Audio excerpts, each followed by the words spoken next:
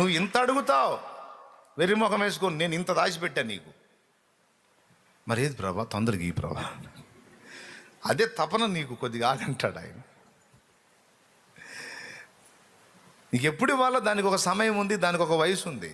కోట్ల రూపాయల ఆస్తిపరుడైనా సరే కన్నబిడ్డ చిన్నవాడై ఉంటే, 10 ఏళ్ల లోపు వాడై ఉంటే, డాడీ నాకు ఫలానాది కావాలంటే తీసుకోబిడ్డ, ఒక 1 కోటి రూపాయలు తీసుకుని తెచ్చుకోపో అంటాడా? కోట్లకు పడగలు ఎత్తువాడైనా సరే 10 రూపాయలు ఇస్తాడు. నువ్వు కోటీశ్వరుడుగా తండ్రి 10 రూపాయలు ఇచ్చేవి ఏంటంటే, ఇప్పుడు వద్దులే నా కోట్లు, నువ్వు కోటి బ్యాలెన్స్ చేయగలిగే ఏజ్ నీకు రావాలి. అప్పుడు 1 కోటి ఏంటి, నా కోట్లన్నీ అసలు అన్నిటి తాళపు చేతులు తాళపు చెవులు నీకే ఇచ్చేస్తాను.